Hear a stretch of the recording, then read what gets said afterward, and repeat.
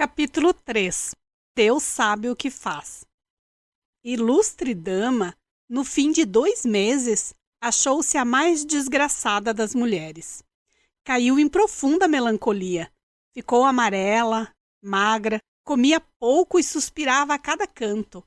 Não ousava fazer-lhe nenhuma queixa ou reproche, porque respeitava nele o seu marido e senhor, mas padecia calada e definhava a olhos vistos. Um dia, ao jantar, como lhe perguntasse o marido o que é que tinha, respondeu tristemente que nada. Depois atreveu-se um pouco e foi ao ponto de dizer que se considerava tão viúva como dantes. E acrescentou: quem diria nunca que meia dúzia de lunáticos?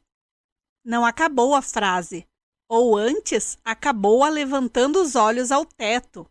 Os olhos, que eram a sua feição mais insinuante, negros, grandes, lavados de uma luz úmida, como os da aurora.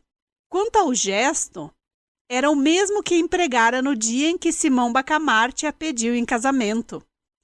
Não dizem as crônicas se Dona Evarista brandiu aquela arma com o perverso intuito de degolar de uma vez a ciência, ou, pelo menos, decepar-lhe as mãos, mas a conjetura é verossímil. Em todo caso, o alienista não lhe atribuiu intenção, e não se irritou o grande homem. Não ficou sequer consternado. O metal de seus olhos não deixou de ser o mesmo metal, duro, liso, eterno. Nem a menor prega veio quebrar a superfície da fronte quieta como a água de Botafogo. Talvez um sorriso lhe descerrou os lábios, por entre os quais filtrou esta palavra macia como o óleo do cântico. Consinto que vás dar um passeio ao Rio de Janeiro. Dona Evarista sentiu faltar-lhe o chão debaixo dos pés. Nunca dos nuncas vira o Rio de Janeiro, que posto não fosse sequer uma pálida sombra do que hoje é, todavia era alguma coisa mais do que Itaguaí. Ver o Rio de Janeiro para ela equivalia ao sonho do hebreu cativo. Agora, principalmente, que o marido assentara de vez naquela povoação interior, agora é que ela perdera as últimas esperanças de respirar os ares da nossa boa cidade. E justamente agora é que ele a convidava a realizar os seus desejos de menina e moça. Dona Evarista não pôde dissimular o gosto de semelhante proposta. Simão Bacamarte pagou-lhe na mão e sorriu. Um sorriso tanto ou quanto filosófico, além de conjugal, em que parecia traduzir-se este pensamento. Não há remédio certo para as dores da alma. Esta senhora definha, porque lhe parece que a não amo. Dou-lhe o Rio de Janeiro e consola-se. E porque era homem estudioso, tomou nota da observação. Mas um dardo atravessou o coração de Dona Evarista. Conteve-se, entretanto. Limitou-se a dizer ao marido que, se ele não ia, ela não iria também. Porque não havia de meter-se sozinha pelas estradas. Irá com sua tia, redarguiu o alienista.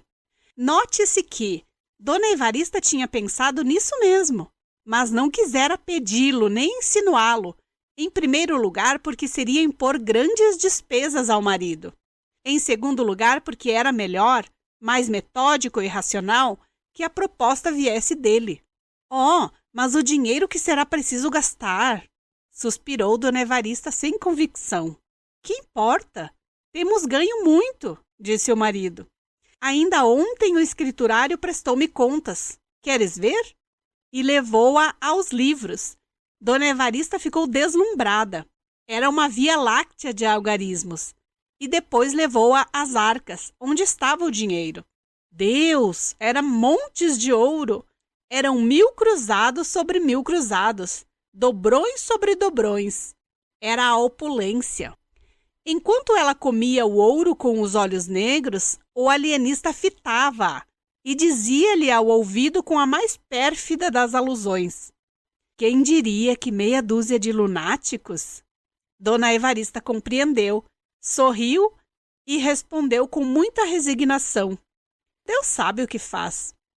3 meses depois, efetuava-se a jornada. Dona Evarista, a tia, a mulher do boticário, um sobrinho deste, um padre que o alienista conhecera em Lisboa e que de aventura achava-se em Itaguaí 5 ou 6 pajens, 4 mucamas. Qual foi a comitiva que a população viu sair dali em certa manhã do mês de maio? As despedidas foram tristes para todos, menos para o alienista. Conquanto as lágrimas de Dona Evarista fossem abundantes e sinceras, não chegaram a abalá-lo. Homem de ciência, e só de ciência, nada o consternava fora da ciência.